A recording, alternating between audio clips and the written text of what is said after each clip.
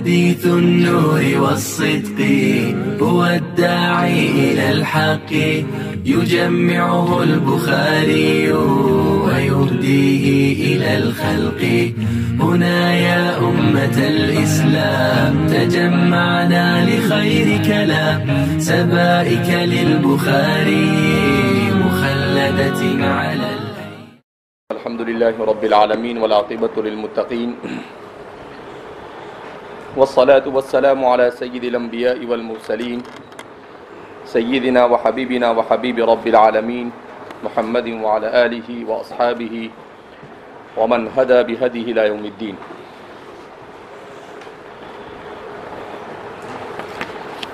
تیسری روایت میں ام المؤمنین عائشہ صدیقہ رضی اللہ تعالی عنہ فرماتی ہے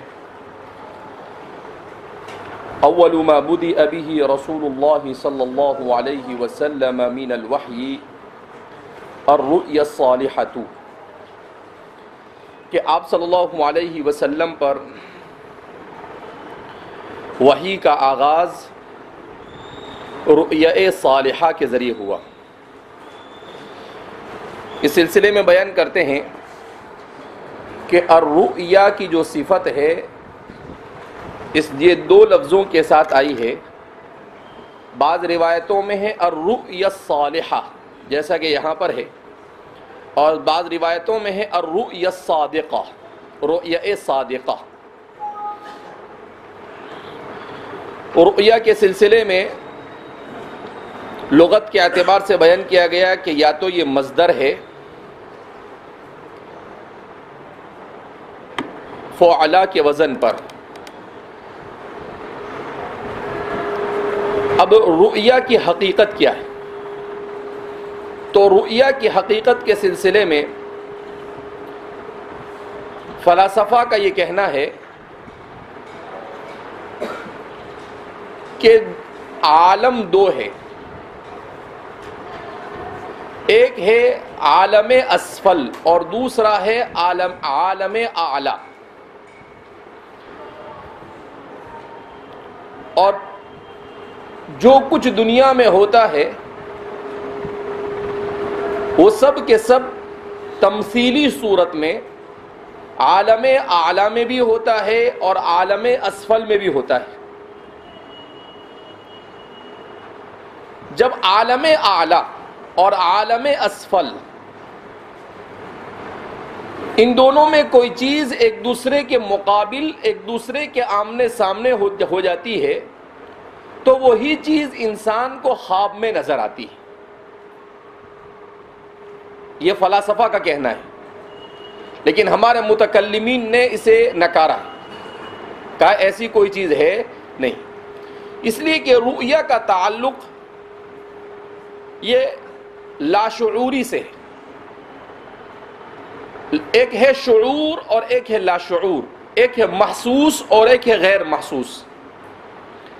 انسان اگر محسوس کرتا ہے کسی چیز کو تو وہ محسوس ہے، اگر محسوس نہیں کر سکتا ہے تو پھر اسے کہا جاتا ہے اس کا تعلق شعور سے، یعنی عقل کے سمجھنے سے۔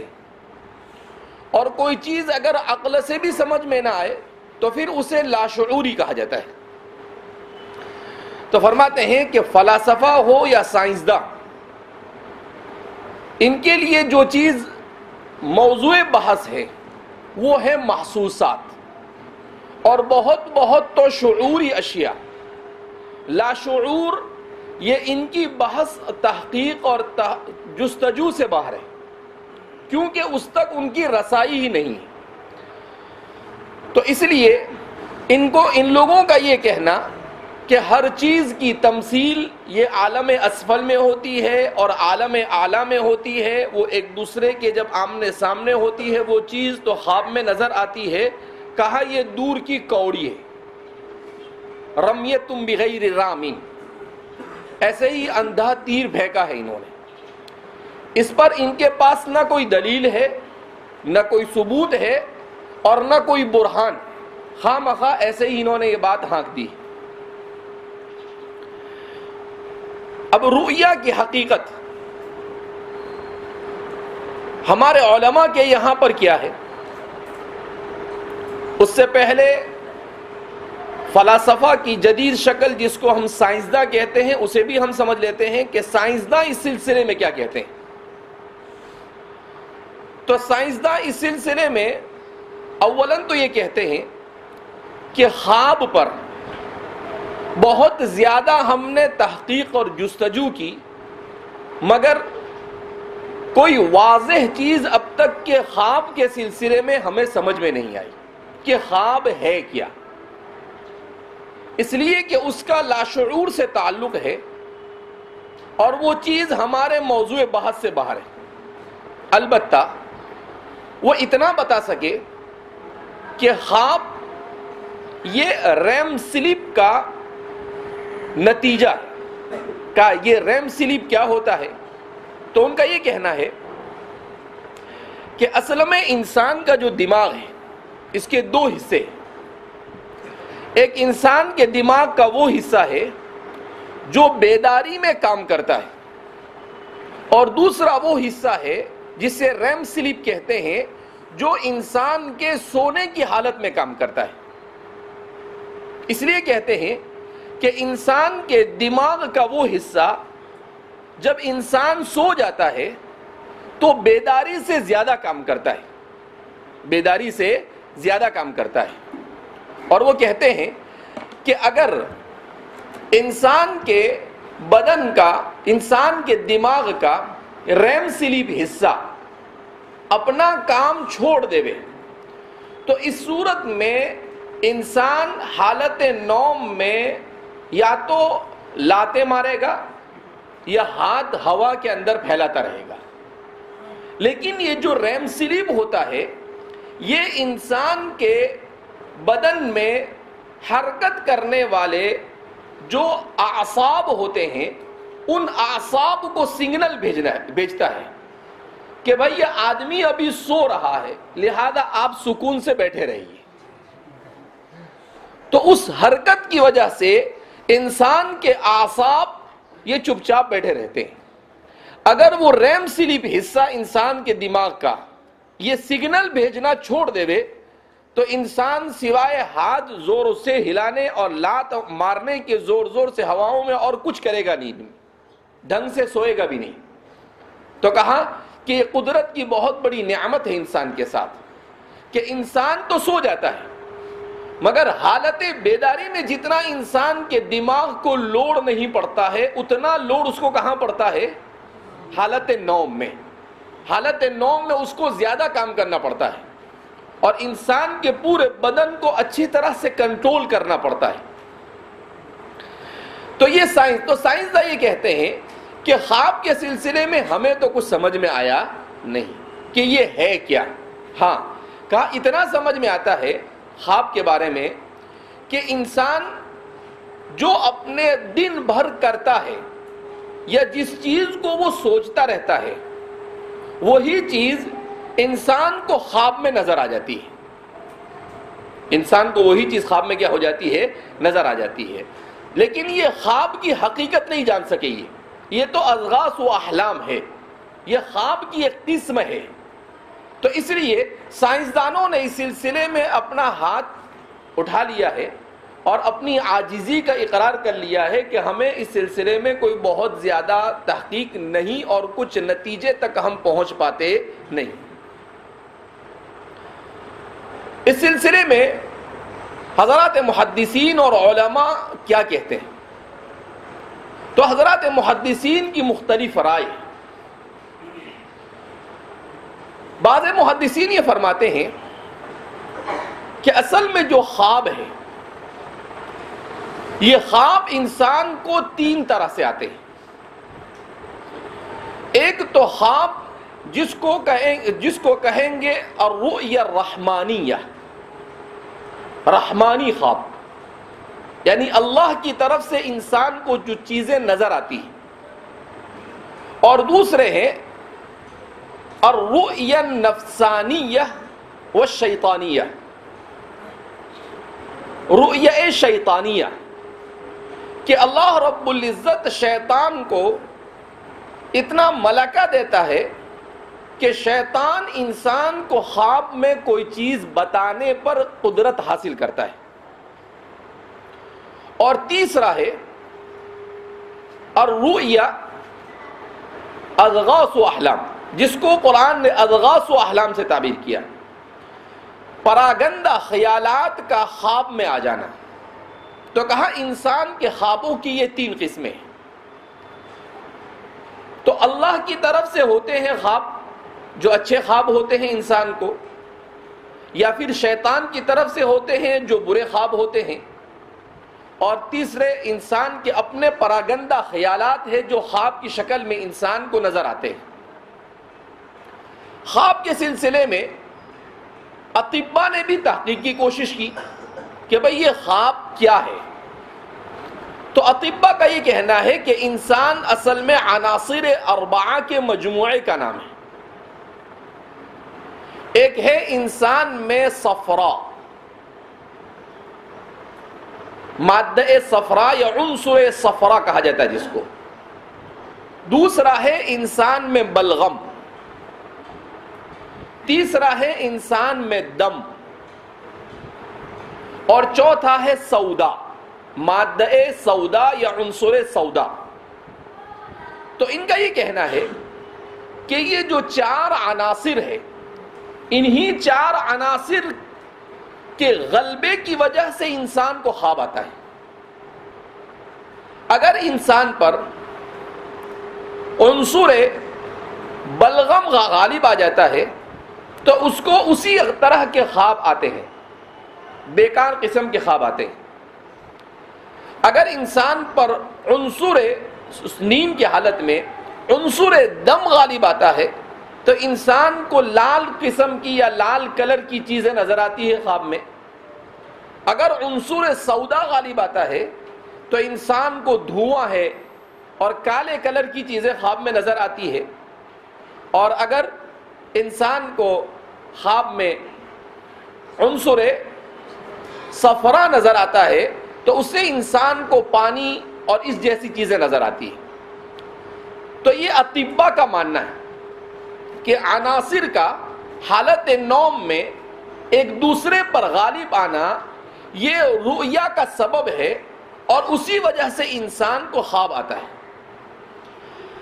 اس سلسلے میں حضرت شاہ ولی اللہ صاحب علامہ انور صاحب کشمیری رحمۃ اللہ علیہ نے یہ بات کہی ہے کہ خواب دراصل انسان کو نیند کی حالت میں آتے ہیں.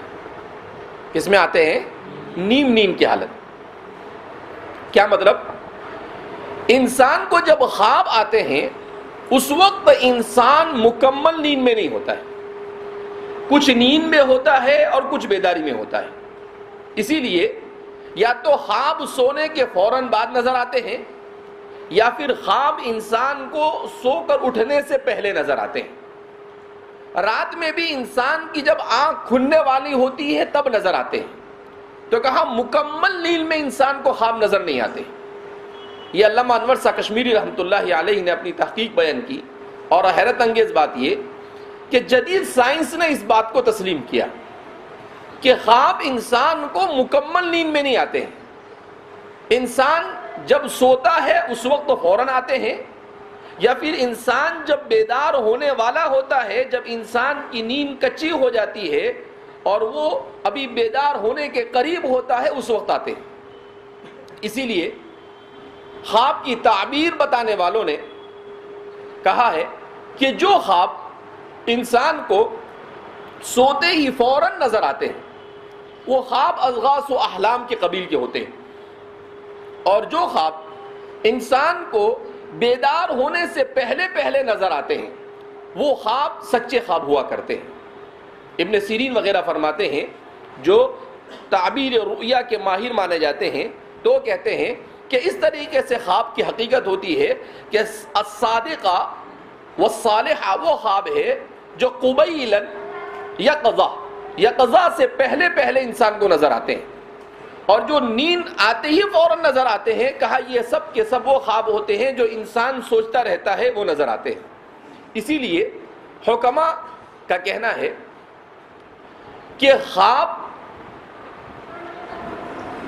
ان لوگوں کو بہت زیادہ نظر آتے ہیں جو بہت زیادہ سوچنے کے عادی ہوتے ہیں اور کچھ نہ کرنے کے عادی ہوتے ہیں، یعنی خالی خیالی پلاؤ بناتے رہتے ہیں اور کرنا ورنہ ان کو کچھ ہوتا نہیں۔ تو جو لوگ کچھ کرتے نہیں صرف سوچتے رہتے ہیں ایسے لوگوں کو خواب بھی بہت آتے ہیں، اور جو لوگ کام زیادہ کرتے ہیں اور سوچتے کم ہیں ایسے لوگوں کو خواب بہت کم آتے ہیں۔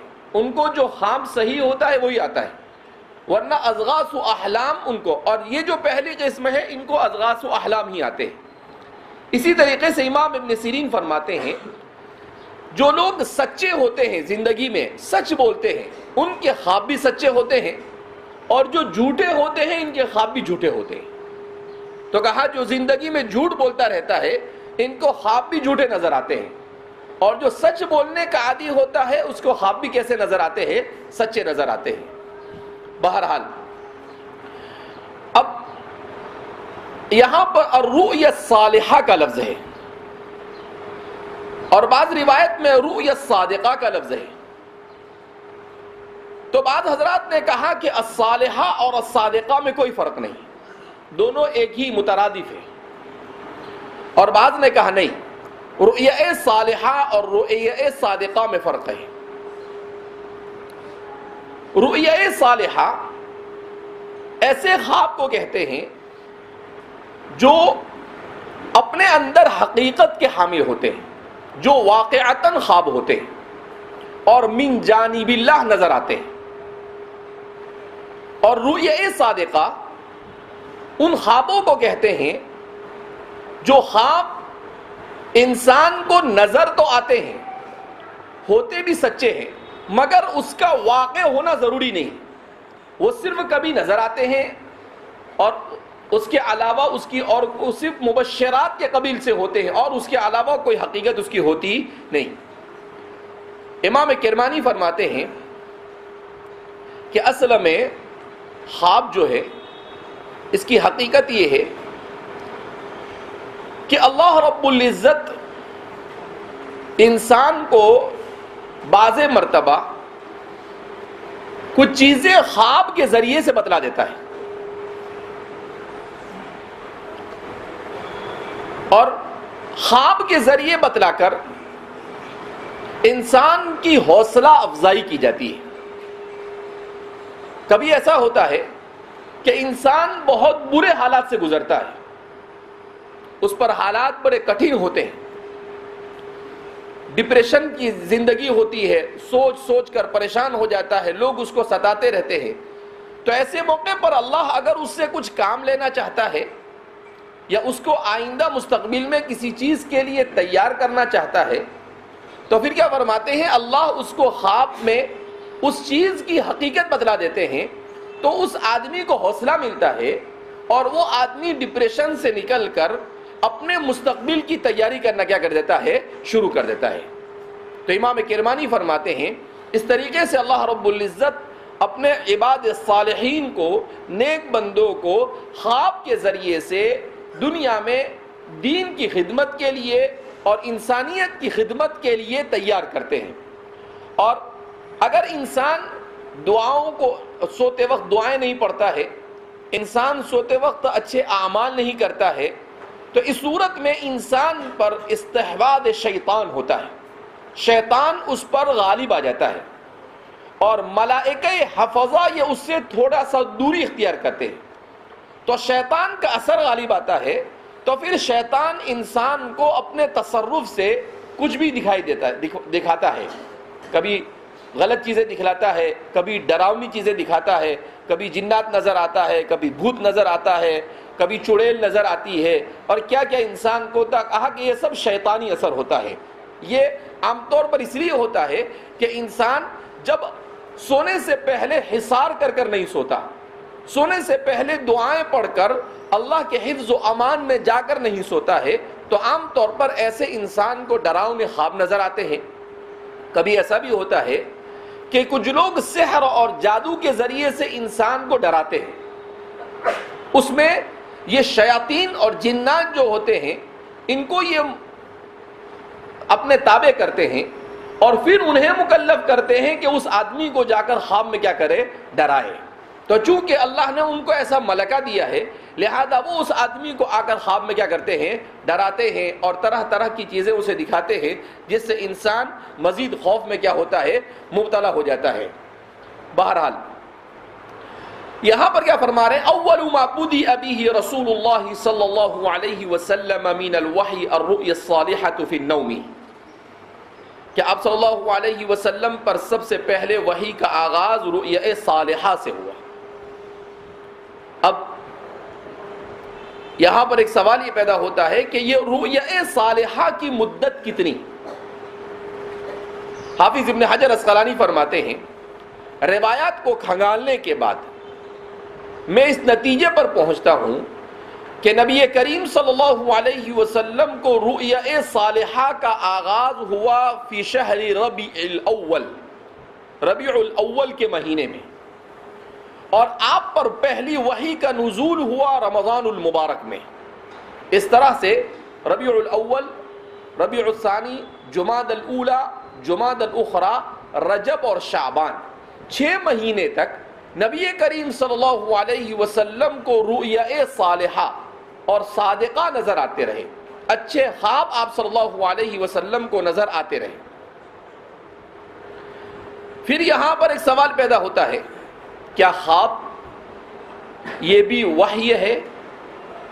کیا خواب کے ذریعے سے بتائی جانے والی چیز یہ قابل حجت ہے یا نہیں؟ تو اس سلسلے میں بیان کیا جاتا ہے کہ خواب ایک تو وہ ہوتے ہیں جو انبیاء کو آتے ہیں اور ایک وہ ہوتے ہیں جو غیر انبیاء کو آتے ہیں. ہزارات انبیاء کے جو خواب ہے یہ خواب قابل حجت ہے اور یہ وحی کی قسم ہے. یہ کیا ہے؟ وحی کی ایک قسم ہے. لہذا حضرات انبیاء کرام علیہم السلام کو بعض مرتبہ بعض احکام کا مکلف کیا گیا خواب میں، جیسا کہ بیان کیا جاتا ہے کہ اللہ براہ راست جو وحی بھیجتا ہے اس وحی کی 3 قسمیں ہیں. ایک تو اللہ رب العزت سے براہ راست کلام کرنا، جیسے حضرت موسیٰ علیہ السلام کے ساتھ اللہ کا کلام کرنا، نبی کریم صلی اللہ علیہ وسلم کے ساتھ معراج میں اللہ کا کلام کرنا، جب آپ معراج میں تشریف لے گئے اس موقع پر اللہ کا کلام کرنا. اور تیسرا بیان کرتے ہیں، یہ ایک نمبر. دوسرا نمبر بیان کرتے ہیں کہ خواب میں اللہ رب العزت کا وحی بھیجنا، جیسے حضرت ابراہیم علیہ السلام نے کہا انی ارا فی المنام انی اذبحک فانظر ماذا تری. تو یہ کیا ہے؟ انی ارا فی المنام، میں نے خواب میں دیکھا. مطلب کیا ہوا؟ خواب میں وحی نازل ہوئی اور اس وحی کا آپ کو اس وحی کے اوپر آپ نے عمل کیا. فانظر ماذا تری، آپ نے اسماعیل سے پوچھا تو اسماعیل نے بہرحال تو اس سے پتہ چلتا ہے کہ انبیاء کو وحی کی قسم یہ ہے کہ ڈائریکٹ اللہ رب العزت خواب میں جو چیز کا مکلف کرنا چاہتے ہیں وہ دکھاتے ہیں. اور فرماتے ہیں کہ تیسری صورت یہ ہوتی ہے کہ بعض مرتبہ اللہ رب العزت براہ راست نبی کے دل پر کسی چیز کا الہام کر دیتے ہیں. جیسے بعض مرتبہ نبی کریم صلی اللہ علیہ وسلم نے ارشاد فرمایا وَأَلْهَمَنِي اللَّهُ الْمَحَامِدَ، اور اللہ نے میرے دل پر محامد یعنی اس کی تعریف کے بہت سارے صیغوں کا الہام کیا. اس کا کیا کیا؟ الہام کیا. تو انبیاء کا الہام یہ بھی وحی ہوتا ہے جو براہ راست اللہ کی طرف سے ہوتا ہے. اسی لیے شیخ الاسلام علامہ شبیر احمد عثمانی نور اللہ مرقدہ فرماتے ہیں کہ الہام نبی اور الہام غیر نبی یا الہام ولی میں فرق ہوتا ہے. الہام نبی یہ قطعی ہوتا ہے اور الہام ولی یہ قطعی نہیں ہوتا ہے بلکہ یہ ظنی ہوتا ہے. یہ کیا ہوتا ہے؟ ظنی. اور نبی پر جو الہام ہوتا ہے اس میں اوامر اور نواہی بھی ہوتے ہیں، اور ولی پر جو الہام ہوتا ہے اس میں اوامر اور نواہی نہیں ہوتے. اس میں اوامر اور نواہی نہیں ہوتے. اس میں کوئی چیز مستحب چیز ہے, کوئی ایسی چیز ہے جس کو اس کو کرنے کے لیے کہا جا رہا ہے, لیکن اوامر اور نواہی نہیں. لہذا الہام کے ذریعے سے, ولی کے الہام سے کوئی چیز حجت شرعی نہیں بن سکتی ہے. اور آپ نے حضرت شیخ الاسلام علامہ شبیر احمد عثمانی فرماتے ہیں, اسی لیے غلام احمد قادیانی یہ کہا کرتا تھا کہ مجھے الہام کے ذریعے سے حکم دیا گیا. کہا کہ اولاً تو حضرت نبی نہیں, اب جب نبی نہیں تو آپ کے خواب اور آپ کے الہام کی بھی کوئی حقیقت نہیں. اور دوسرا فرماتے ہیں کہ یہ کہتا تھا کہ الہام میں حکم دیا گیا یا منع کیا گیا, تو جب نبی ہی نہیں ہے تو اس کے الہام کے حکم اور امر اور نہی کا بھی کوئی اعتبار نہیں. اور پھر حضرت نے لکھا ہے کہ یہ الہام بدلا تھا, لیکن زندگی میں کبھی ایک بھی الہام اس کا صحیح نہیں ہوا. یعنی یہ کہتا تھا کہ مجھے یہ الہام ہوا, ایسا ہوگا, لیکن کبھی ایسا ہوا نہیں. تو کہا کہ اس سے پتہ چلا کہ حضرت کی ساری وحی جھوٹی تھی. حضرت کی ساری وحیاں کیسی تھی؟ جھوٹی تھی. اسی لیے کہا کہ اس کو انہ کذاب, یہ کیا تھا؟ جھوٹا تھا. اور سیدھی سی بات ہے, نبی کریم صلی اللہ علیہ وسلم نے صاف فرمایا ہے, انا خاتم النبیین ولا نبی بعدی, کہ میں خاتم النبیین ہوں اور میرے بعد کوئی نبی نہیں آئے گا. اسی لیے ہمارے علماء نے اس میدان میں بڑی خدمت کی ہے. ختم نبوت پر حضرت مولانا مفتی شفیع صاحب نے ختم نبوت کے نام سے مستقل ایک کتاب لکھی ہے, تقریباً 400-500 صفحے کی. اس میں آپ نے ثابت کیا ہے قرآن کریم کی تقریباً 100 آیتوں سے ختم نبوت کو ثابت کیا آپ نے, اشارت النص, اقتضاء النص اور دلالت النص سے. اسی طریقے سے احادیث مبارکہ میں 300 سے زیادہ حدیثوں سے آپ نے ختم نبوت کو ثابت کیا ہے. تو اس لیے نہ تو آپ صلی اللہ علیہ وسلم کے بعد کوئی نبی آنے والا. اب یہ جب اس کی نبوت کا ہمارے علماء نے انکار کیا اور اس کی تکذیب کی, تو پھر اس نے نبوت کی الگ الگ قسمیں نکالی, بروزی نبی اور پتہ نہیں کون کون سا نبی. یہ سب جھوٹا ہے. دراصل ایسا ہے, حقیقت ایسی ہے, جب انسان زیادہ اس کو استعمال کرتا ہے, اس کا مطلب یہ ہے کہ دال میں کچھ کالا ہے. بہرحال تو حضرت فرماتے ہیں کہ خواب کے ذریعے سے نبی کو تو حکم ہوتا ہے, لیکن نبی کے علاوہ کو خواب کے ذریعے سے حکم اور امر اور نہی کا مکلف کیا جاتا نہیں. لہذا کوئی ولی اگر یہ دعویٰ کرے کہ مجھے اس کا حکم دیا گیا, مجھے اس بات سے روکا گیا, تو اس کے اس دعوے کو شریعت کا جز نہیں بنایا جا سکتا. تو فرماتے ہیں کہ یہ رؤیا کے سلسلے میں چند باتیں تھی. اول معبودیہ. اب ایک بات یہاں پر یہ رہ جاتی ہے کہ خواب کو وحی سے کیوں تعبیر کیا گیا؟ خواب کو وحی سے کیوں تعبیر کیا؟ تو فرماتے ہیں کہ خواب اس لیے وحی کہ انسان پر اگر وہ غیر نبی ہے تو شیطان اس پر اثر انداز ہوتا ہے, مگر اگر نبی ہے تو نبی پر شیطان کا اثر نہیں چلتا ہے.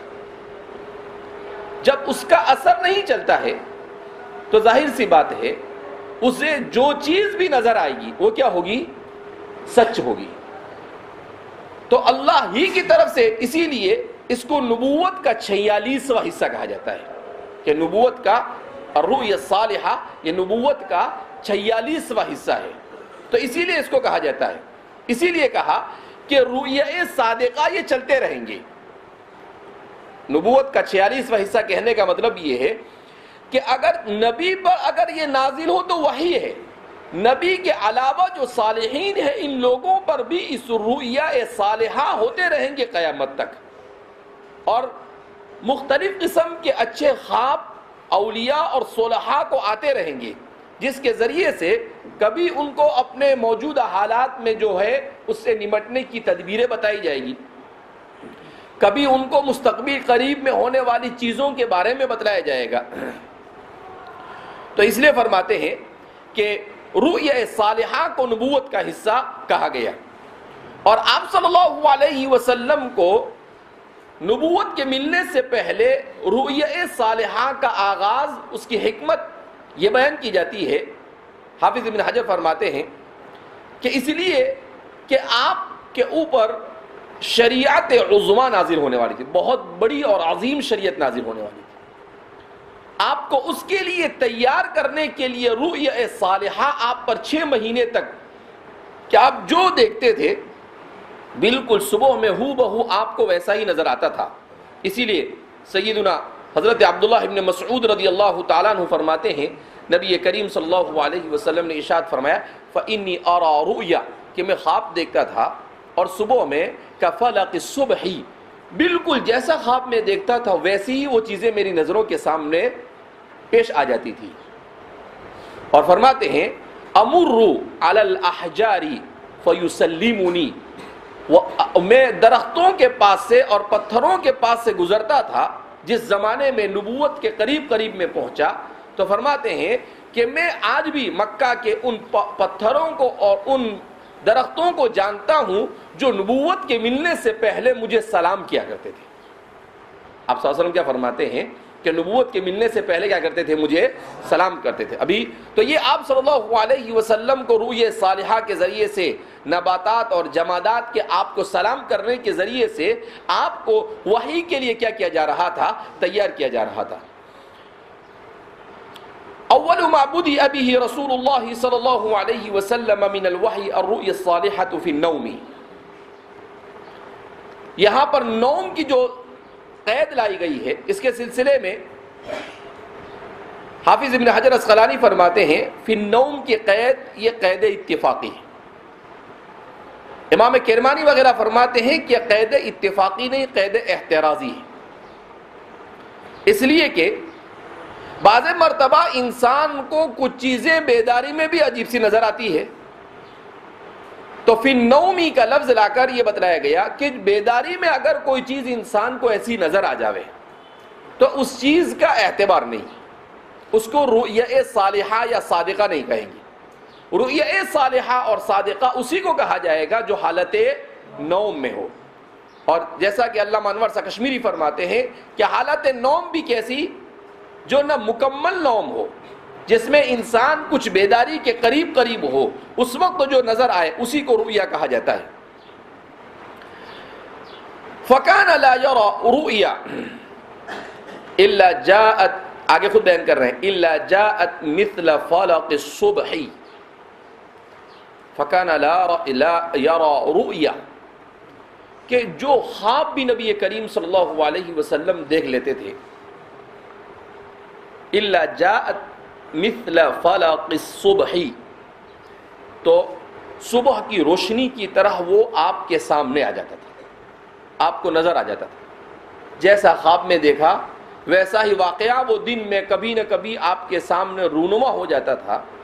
تو آپ صلی اللہ علیہ وسلم حیرت میں پڑ جاتے تھے کہ یار میں نے تو ایسے ہی خواب میں دیکھا اور بالکل ہو ایسا ہی ہو گیا۔ اسی لیے امام قسطلانی فرماتے ہیں کہ خواب جو ہے یہ ادراکات منامیہ کا نام ہے۔ خواب کس کا نام ہے؟ ادراکات منامیہ کا نام۔ کہا کہ خواب جو ہے انسان جب سو جاتا ہے تو انسان کے سونے کے بعد انسان کی روح یہ انسان کے بدن سے نکل جاتی ہے، اور بدن سے نکلنے کے بعد یہ عرش کی طرف سفر کرتی ہے۔ قسطلانی اور کرمانی فرماتے ہیں اگر یہ عرش کے قریب قریب پہنچ جاتی ہے تو اسے بعض مرتبہ جب اس سے وہاں پر پہنچنے کے بعد بہت مانوس ہو جاتی ہے تو پھر وہ جس جسم سے نکل کر آئی اس جسم کو بھی وہاں کی کچھ چیزیں بتلانے کے لیے وہاں سے وہ کسی چیز کو بھیجتی ہے جسم کی طرف، وہی چیز اس کو خواب میں کیا ہوتی ہے؟ نظر آتی ہے۔ اور قرآن کریم نے بھی اس بات کو تو بیان کیا ہے کہ جب انسان سو جاتا ہے تو انسان گویا کہ کیا ہو جاتا ہے؟ مر جاتا ہے۔ 24ویں پارے میں 24ویں پارے کے دوسرے رکوع کی پہلی آیت، اللہ یتوفی الانفس حین موتها، تو اللہ یتوفی الانفس حین موتہا، کیا مطلب ہے؟ ای حین نومہا، کہ انسان مر جائے. اسی لیے عربی زبان کے اندر میں النوم اخت الموت، کیا کہتے ہیں؟ نیند یہ موت کی بہن ہے. انسان مر جاتا ہے، سو جاتا ہے، یہ نیم مر جاتا ہے. سو جاتا ہے کا مطلب کیا ہے؟ نیم مر جاتا. اسی لیے قرآن کریم کی اس آیت میں اللہ کیا فرماتے ہیں؟ اللہ یتوفی الانفس حین موتہا والتی لم تمت فی منامہا فیمسک الذی قضی علیہا الموت، کہ جب یہ روح جاتی ہے اور اس کی اجل آ گئی ہوتی ہے اور اس کی مدت پوری ہو چکی ہو، تو پھر اس کو وہیں پر روک دیا جاتا ہے اور انسان کو موت کیا ہو جاتی ہے؟ واقع ہو جاتی ہے. اور جس انسان کی زندگی لکھی ہوتی ہے تو وہ دوبارہ اس کے جسم میں آ کر وہ روح کیا ہو جاتی ہے؟ بیٹھ جاتی ہے، اور پھر انسان صبح میں کیا ہو جاتا ہے؟ بیدار ہو جاتا ہے. تو اس لیے فرماتے ہیں کہ انسان یہ روزانہ سوتا ہے، اس کا مطلب روزانہ مرتا ہے. روزانہ انسان کیا ہوتا ہے؟ موت کے قریب جاتا ہے، اور موت کے قریب جانے کے بعد دوبارہ کیا ہوتا ہے؟ واپس آ جاتا ہے. اللہ رب العزت نے اس کے لیے اجل متعین کی ہے، اس لیے واپس آتا ہے. تو فرماتے ہیں کہ یہ جو عرش پر جاتی ہے، اگر وہ عرش پر نہیں پہنچ پاتی، عرش کے قریب یا ملأ اعلیٰ میں نہیں پہنچ پاتی ہے، تو پھر وہ کہیں اور بھٹکنے لگتی ہے اور وہاں کے مناظر کو انسان کو بھیجتی ہے. تو وہ جو خواب ہوتے ہیں وہ رؤیا کاذبہ ہے. وہ کیا ہے؟ رؤیا کاذبہ. اور ملأ اعلیٰ سے جو بھیجتی ہے وہ کیا ہے؟ رؤیا صادقہ ہے. امام کرمانی فرماتے ہیں، عام طور پر ہمارے شارحین نے ان کی اس بات کو بہت پسند کیا ہے کہ یہ بات کتاب و سنت سے قریب ہے، اس سے ملتی جلتی ہے. اس لیے کہ آپ نے جو بات بیان کی ہے اس سے ایسا محسوس ہوتا ہے کہ کتاب و سنت بھی اشارہ کر رہا ہے اس بات کی طرف، جیسا کہ قرآن کریم کی آیت کریمہ سے کیا ہوتا ہے؟ پتہ چلتا ہے. ہاں، یہ تو انسان کی نیند کی حالت میں اس کے روح کا اس کے بدن سے نکلنا ایک الگ مسئلہ ہے، اور اس کا ملأ اعلیٰ یا ملأ اسفل کی طرف جانا یہ، لیکن اس سے آواگون کے مسئلے کو ثابت نہیں کر سکتے، اس سے بھٹکتی روح کے مسئلے کو ثابت نہیں کر سکتے. جیسے ہمارے یہاں ہندو برادروں کے یہاں پر، ان کے یہاں پر یہ ہے کہ انسان جب مر جاتا ہے تو مرنے کے بعد اس کی آتما بھٹکتی ہے، کوئی بھٹکتی وٹکتی نہیں. مر گیا سو مر گیا. مرنے کے بعد اگر وہ جہنمی ہے تو پھر وہ اسفل السافلین میں اس کی روح چلی جاتی ہے، اور اس کا جسم بھی عذاب میں مبتلا ہو جاتا ہے اور اس کی روح بھی عذاب میں مبتلا ہو جاتی ہے. اور اگر وہ مومن ہے اور نیک اور صالح ہے تو اس کی روح ملأ اعلیٰ کی طرف چلی جاتی ہے. جیسا کہ حدیث میں آتا ہے کہ انسان اگر شہید ہو جاتا ہے تو اس کی روح یہ پرندے کی شکل میں اللہ کے عرش کے نیچے سیر کرتی رہتی ہے. تو اس طرح انسان جب مر جاتا ہے تو یا تو وہ ملأ اعلیٰ میں اس کی روح چلی جاتی ہے، جنت کی سیر کرتی ہے، اور اگر وہ برا ہے تو اسفل السافلین میں اس کی روح چلی جاتی ہے، لیکن اس کی روح کہیں بھٹکتی نہیں. وہ دنیا میں آ کر کسی سے انتقام نہیں لے سکتا، وہ دنیا میں آ کر کسی کو ڈرا نہیں سکتا. تو کہتے ہیں کہ وہ بھٹکتی آتما آ گئی یا اس کی روح آ گئی، تو کہا کہ یہ خرافات ہے، اس کی کوئی حقیقت نہیں. اساطیر الاولین بھی ہے اور اساطیر الاخرین بھی ہے. اس کو صحیح ایسے ہی لوگوں نے کیا کیا؟ من گھڑت بنا دیا ہے. حدیث پاک سے اور قرآن اور حدیث کی روشنی میں اس کو کبھی بھی صحیح کہا جا سکتا نہیں ہے. حضرت شیخ الاسلام علامہ شبیر احمد عثمانی نور اللہ مرقدہ نے مستقل اس پہ اوپر رسالہ لکھا ہے، تالیفات عثمانیہ کے نام سے ایک کتاب چھپی ہے. اس میں ہمارے زمانے کے جو مسائل ہیں، ان مسائل پر بڑے اچھے انداز میں کہ عقل کی حقیقت کیا ہے، روح کی حقیقت کیا ہے، ان چیزوں پر آپ نے بہت اچھے انداز میں کلام کیا ہے اور اچھے انداز میں اس کو سمجھانے کی کوشش کی ہے. تالیفات عثمانیہ اور خطبات عثمانیہ، خاص طور پر تالیفات عثمانیہ اگر مل جائے تو آدمی کو اس کا مطالعہ ضرور کرنا چاہیے عصر حاضر کے مسائل کو سمجھنے کے لیے. اس لیے کہ اللہ رب العزت نے لا تزال طائفة من امتی منصورین علی الحق، کہ میری امت میں ایک جماعت حق کے اوپر قائم ہوگی.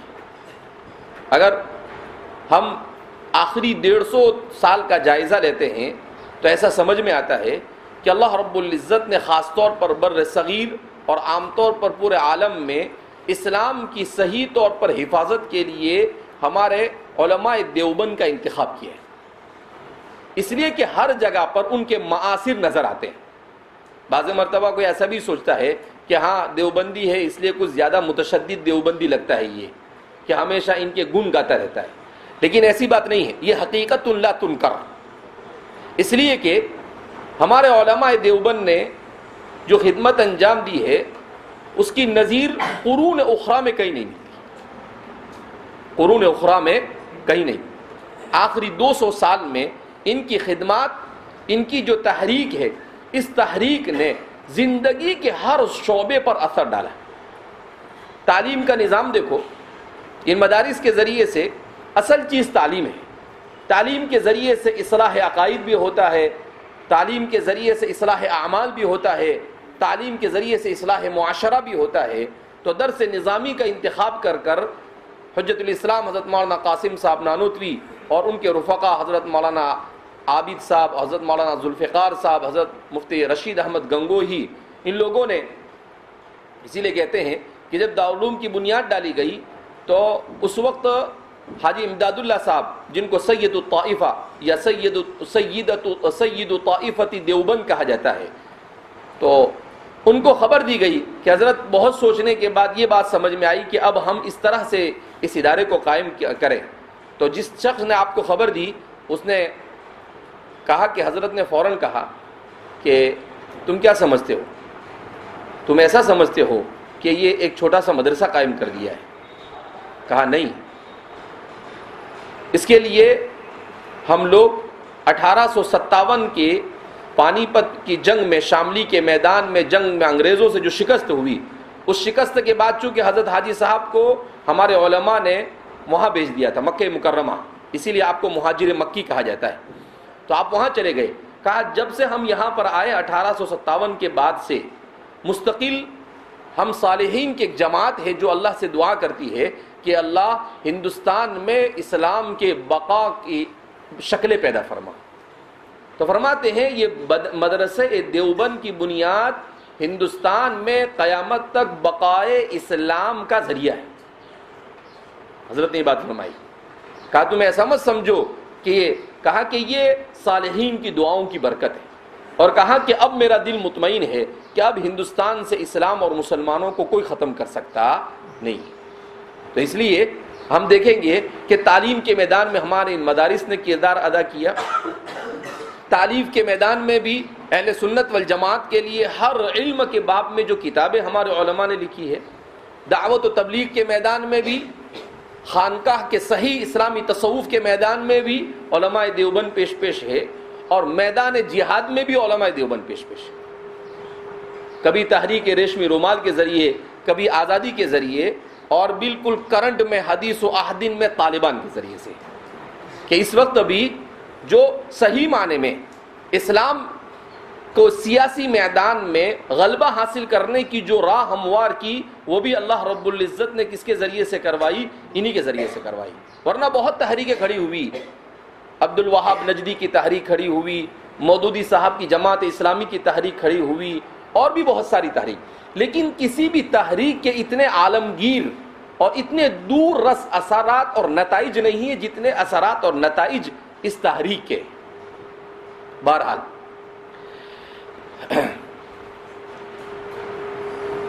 اول ما بدأ به رسول اللہ صلی اللہ علیہ وسلم من الوحی الرؤیا الصالحۃ فی النوم، صبح میں سو کے آئے، اس کے بعد بھی تھک گیا، فکان لا یرى رؤیا، تو فرماتے ہیں کہ آپ صلی اللہ علیہ وسلم جب بھی خواب دیکھتے تھے تو خواب دیکھنے کے بعد آپ صلی اللہ علیہ وسلم کو ویسا ہی کیا ہو جاتا تھا؟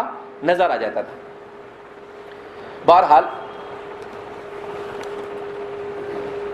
ہندوستان کے جس ماحول میں ہم اس وقت ہیں، اس ماحول میں طالبان کے سلسلے میں کسی چیز کا اظہار کرنا ایک نازک مرحلہ ہے۔ مولانا سجاد صاحب نے کل کچھ بول دیا اور پوری گورنمنٹ اور پورا انٹیلیجنس ان کے پیچھے لگ گیا۔ وہ کل جیسے ہی مولانا کا بیان آیا، میں سفر میں تھا، میں نے اپنے ساتھی کو فوراً کہہ دیا کہ مولانا نے غلطی کی ہے، میڈیا پر مولانا کی ایسی کوئی چیز بولنی چاہیے تھی نہیں، اس لیے کہ کھسیانی بلی کھمبا نوچے، ان کے ہاتھ میں کچھ ہے نہیں، ابھی یہ پریشان ہے، بوکھلا ہے، پوری باطل طاقت پریشان ہے، ان کے دماغ بھی معوف ہو گئے ہیں اور ان کا بدن بھی، ان کو کچھ سمجھ میں نہیں آ رہا ہے کہ یہ ہو کیا رہا ہے، اس لیے اب ظاہر سی بات ہے وہاں جا کر تو کچھ کر نہیں سکتے، تو اب یہیں پر وہ کسی نہ کسی کو ٹارگیٹ بنانے کیا کرتے ہیں، کوشش کرتے ہیں، اس لیے ہم لوگوں کو احتیاط کرنا چاہیے کہ بھئی اپنی کسی بھی چیز کو سوشل میڈیا کے اوپر نہ آئے یا کسی جگہ پر۔ اس کا سب سے صحیح طریقہ یہ ہے کہ جو حق کو ظاہر اللہ رب العزت نے کیا ہے طالبان کے ذریعے سے، ہم کو ان کے لیے روزانہ 2 رکعت نماز پڑھنی چاہیے۔ ہم ہو سکتا ہے ہماری یہ 2 رکعت نماز اللہ رب العزت ہم کو بھی ان کی اس تحریک میں انگلی کٹا کر شہیدوں میں نام شامل کرنے کا کیا بن جائے، ذریعہ بن جائے۔ تو اس لیے احتیاط کیا ہے بہرحال ضروری ہے، کیونکہ ہندوستان کا بہت نقصان ہوا ہے۔ یہ ماں بننے گئی تھی وہاں، ہماری ہندوستان کی حکومت کیا بننے گئی تھی؟ ماں بننے کا مطلب کیا ہے؟ ماں بننے کا مطلب یہ ہوتا ہے کہ بغیر بلائے اور بغیر دعوت دیے کہیں پر پہنچ جانا اور جا کر کچھ بھی کام شروع کر دینا اور بکنا شروع کر دینا، اس کو کیا بولتے ہیں؟ ماں بننا۔ تو اب یہ وہاں گئے، وہاں جا کر انہوں نے اشرف غنی جو حکومت تھی اس حکومت کا پورا ساتھ دیا اور اس کے ذریعے سے بہت سارے پروجیکٹ کیے اور کافی اربوں خربوں روپے کا کام انہوں نے کیا۔ تو ظاہر سی بات ہے کہ اب ان کے وہ سارے پروجیکٹ رک گئے، حالانکہ کل طالبان نے بیان دیا ہے کہ بھئی ہندوستان کی حکومت کے جو پروجیکٹ رک گئے ہیں اگر اس کو پورا کرنا چاہے تو ہم تیار ہیں، لیکن اگر وہ یہ چاہے کہ ہمارے ذریعے سے کوئی غلط کام لے تو یہ ممکن نہیں، کوئی غلط کام ہم نہیں کریں گے۔ ہاں اگر ان کے پروجیکٹ کو پورا کرنا چاہتے ہیں تو کوئی حرج نہیں، ہوشیار ہے نا وہ بھی، کیونکہ وہ پروجیکٹ پورے ہوں گے تو فائدہ ان کا ہی ہے، ان کا فائدہ تو ہے نہیں۔ وہ روڈ بنا رہے ہیں، وہ اسکول بنا رہے ہیں، وہ کوئی عمارت بنا رہے ہیں، تو وہاں بنانے کے بعد اٹھا کے تو یہاں لائیں گے نہیں وہ۔ میں نے کہا بات تو صحیح ہے ان کی کہ بھئی آپ اپنا پروجیکٹ پورا کرنا چاہتے ہو تو پورا کرو۔ ویسے الحمدللہ بڑی حکمت سے کام لے رہے ہیں، اسی لیے کل ایک عرب تجزیہ نگار نے لکھا کہ 2001 والے طالبان اور آج کے طالبان میں بہت فرق ہے۔ اس مرتبہ جو یہ لوگ جس حکمت عملی کے ساتھ کام کر رہے ہیں، یہ حکمت عملی ایسا بتا رہی ہے کہ انہیں 100% انشاءاللہ کامیابی ملے گی۔ اس سے پہلے یہ لوگ تھوڑا سا جذبات میں آ کر انہوں نے کیا کام کیا، لیکن اس مرتبہ جس حکمت عملی سے یہ لوگ کام لے رہے ہیں، یہ حکمت عملی ایسا کہتی ہے کہ ان کی کامیابی مقدر ہے، کیونکہ انہوں نے میڈیا کو کوئی راستہ نہیں۔ ابھی جیسے وہاں پر ہندو ہے، سکھ ہے، تو کل ہندوؤں اور سکھوں سے ملاقات کی انہوں نے اور کہا کہ بھئی آپ رہ سکتے ہیں یہاں پر، چپ چاپ رہنے کا، مغز ماری نہیں کرنے کی، ہم چھیڑیں گے نہیں آپ کو، اگر آپ اپنا کام سے کام کرو، ہم آپ کو تحفظ فراہم کریں۔ جتنے بھی سیاسی لیڈر وہاں پر رہ گئے تھے ان لوگوں سے بھی ملے، تو ایسا انہوں نے ماحول بنایا ہے کہ کل یورپ کے تمام ممالک نے اعلان دیا کہ بھئی ہم لوگ بھی ان کا سپورٹ کر سکتے ہیں، ہم لوگ بھی ان کی حکومت کو کیا کر سکتے ہیں، تسلیم کر سکتے ہیں۔ کیوں؟ اس لیے کہ جیسے لڑکیوں کی تعلیم، تو لڑکیوں کو بھی ہم پڑھائیں گے لیکن اصول شریعت میں رہ کر۔ تو کوئی بھی بات وہ لاتے ہیں آخر میں شوشہ چھوڑ دیتے اچھا سا۔ جیسے کل ان سے کسی نے سوال کیا کہ آپ کی حکومت کون سی ہوگی، کہا ہماری جمہوریت نہیں ہوگی، ہماری اسلامی حکومت۔ ہماری حکومت کون سی ہوگی؟ اسلامی حکومت۔ جمہوریت و اموریت سے ہم کو کوئی لینا دینا نہیں ہے۔ کیا ہے جمہوریت؟ تم کو تمہاری جمہوریت کیا ہو، مبارک۔ تو اس لیے بس ہم ان کے لیے یہاں پر بیٹھ کے کیا کر سکتے ہیں، دعا ہی کر سکتے ہیں۔